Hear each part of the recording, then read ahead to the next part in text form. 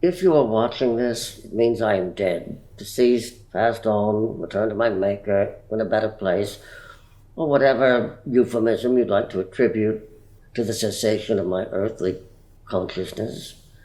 I was never a religion man, so as far as I know, or rather as far as I believe, I am nowhere. Well, I am somewhere. I mean, my remains are somewhere. I'd like to think under 6 feet of dirt with a tasteful headstone for a while and a nice box before the worms get through it.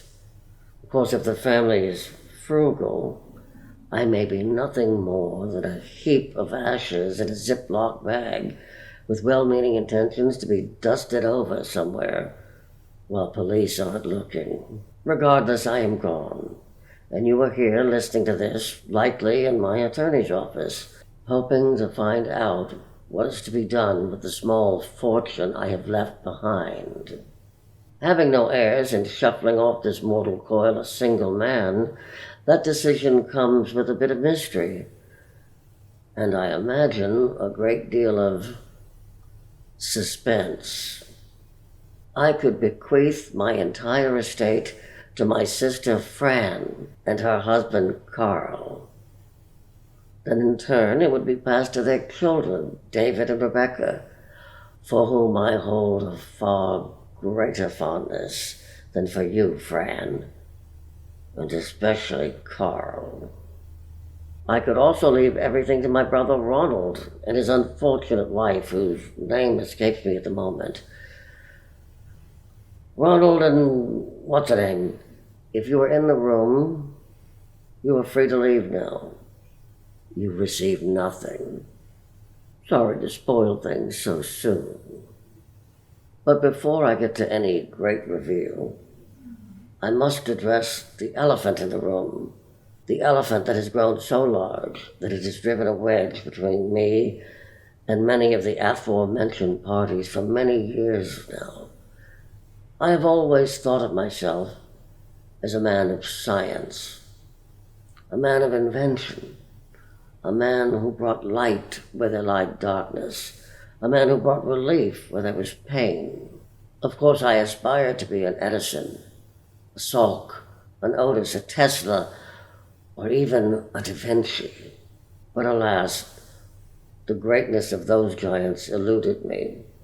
While their inventions achieved world renown and praise in all the scientific journals, mine barely merited a Wikipedia page, and even then one strewn with inaccuracies.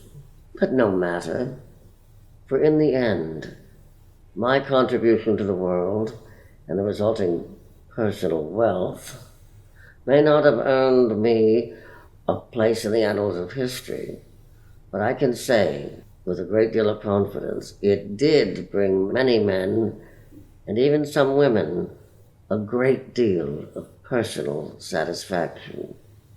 I, of course, am speaking of my penis pump. They say that necessity is the mother of invention, but I would argue that sometimes the most fortunate of accidents is as well. For though I knew full well the challenges of a failure to launch, so to speak, were it not for the beneficial misfortune with an aquarium cleaner, I doubt very much that I would be the wealthy man that I am today. I recall with great pain the Thanksgiving of 1972, in which I first revealed my innovative intentions to our family and brought along my first prototype consisting of a turkey baster, a rubber band, and a rather large water glass. Several brave and lonely men suffered irreparable damage in my pursuit of perfection. What has become of them, I know not. But eventually, I succeeded. Sheer will triumphed over scientific adversity and familial shame. There is a name and a face and a soul behind Preparation H. behind depends, behind the dildo, the vibrator, the edible underwear, and the Tiger Max sex capsule sold in the gas station bathroom. American families have reaped billions from oil drilling that destroys our planets, chemical conglomerates that contaminate our water supply, plastics that pollute the ocean, and food suppliers that exploit and abuse immigrant workers. My dear family, the rewards reaped of industry and innovation do not come with little expense. Every man-made object you see around you was dreamt up by someone, made by many, packaged and sold for profit by a few. My invention may be crass, it may be crude, but I can assure you that it lies within the hidden drawers of enough human men to have made me a wealthy, wealthy man. And so I ask you, who is truly ashamed to reap that reward?